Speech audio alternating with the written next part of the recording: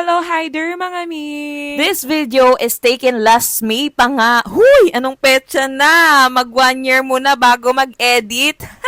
Anyway, better late than never mga mi. At dahil may time nga ako mag-voice over ngayon, kaya ayan, ma-upload na rin natin sa wakas. Ito yung day 5 nga na nandito kami sa aming vacation dito sa Siargao At Island. today, andito nga kami sa may Sohoton ko. Kami nga mga nanay na walang day off, ay pag pinagala mo, abay, sanay na sanay yan sa galaan. Mantakin mo ba naman na 3 years na nga pala akong nanay. Abay, banat na banat talaga ang katawan niyan sa paguran. Ngayon ko talaga napatunayan na malakas talaga ako. Gawa ng araw-araw kami nagala tapos pagkagabi magpupunta naman kami sa bar. Huy! Asan ang tulog, mare? Anyway, ito na nga yung naggagandahan at naggagawapuhan kong kasama sa tour na ito, mga mi. Oh, diba? Very cutesy. Sila nga pala yung makakasama namin sa buong maghapon at buong magdamag. Huh! Magdamag? Char! Aminin mo, ang sarap din naman talaga sa feeling na makakilala ka ng ibang tao. New place, new experience, new people. I'm very happy to meet each of them. Huy! Napa-English. Kaya gusto kong kasama itong mga tropa kong to eh. Mga mi, pagmasdan nyo yung tanawin namin dito, super ganda talaga.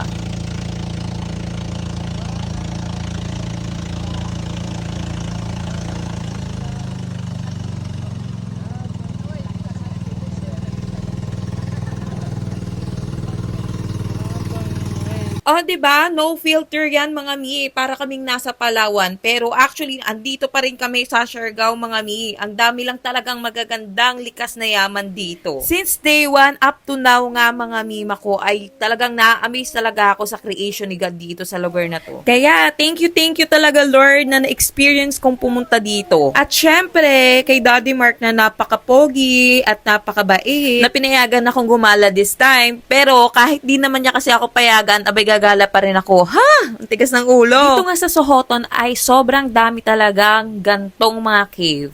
At medyo matagal din yung biyahe niya papunta dito galing sa General Luna.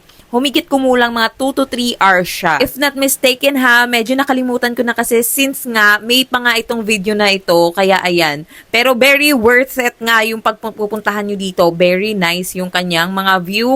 At dito naman nga kami magla-lunch. From malaking bangka nga, I need namin mag-transfer dito sa smaller one. Gawa ng low tide nga dito. Di kami makatawid ng kabilang island. At dahil hindi nga kasya sa isang bangka ang lahat, ng isang hakutan, ay nagtambay at naligo nga muna kami dito sa gigilid. O, diba? Ang ganda ng view pa rin. Sa sobrang gutom ko nga, hindi ko na rin nabidyohan yung ibang pagkain. Pero superb lahat ng food nila dito, mga mima ko. Pinaka na-amaze nga ako sa tahong dito nila, mga mima. Yes! Tahong! Sa Maynila kasi, wala pa talaga akong natikman ng tahong na walang aftertaste or walang amoy. Dito, mga mi, very fresh siya at wala po talagang kaamoy-amoy yung tahong. Akala ko normal yun siya na meron po talagang amoy yung tahong.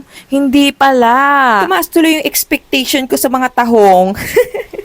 Hindi na nga ako kakain pagka may amoy. Eme. Pagkatapos nga namin kumain, abay, ready itong mga kasama ko dito na magtatatalon. Pag kayo nga na-appendix, abay, ewan ko na lang talaga sa inyo. Buti na lang talaga at hindi ako ang nanay nyo dahil baby nyo ako. Huy! Ang harot mo, mi. Wag ganon. Baka magalit si Daddy Mark. Sige, hindi ka napayagan gumala. At dahil nga kay Kuya, ay ayun, nagpakitang gilas na nga rin yung iba. Bahala na ma-appendix ito.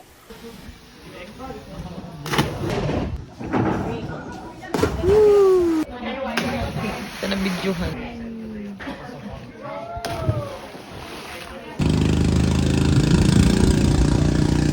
At oras na nga para umuwi. Apaka-konti nga lang talaga ng video clips ko sa tour na ito. Gawa ng sobrang nag-enjoy lang talaga kami sa buong tour. While nasa biyahe nga kami ng bangka ay ayun, nagpakita pa ang rainbow.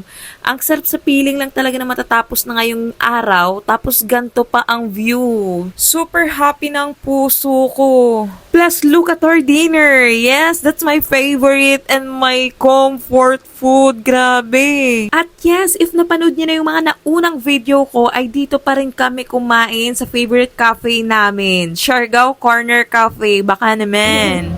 That's it. Wait lang, may pang IG yan. Kaya naman natin, nakilala natin sa Marina Friends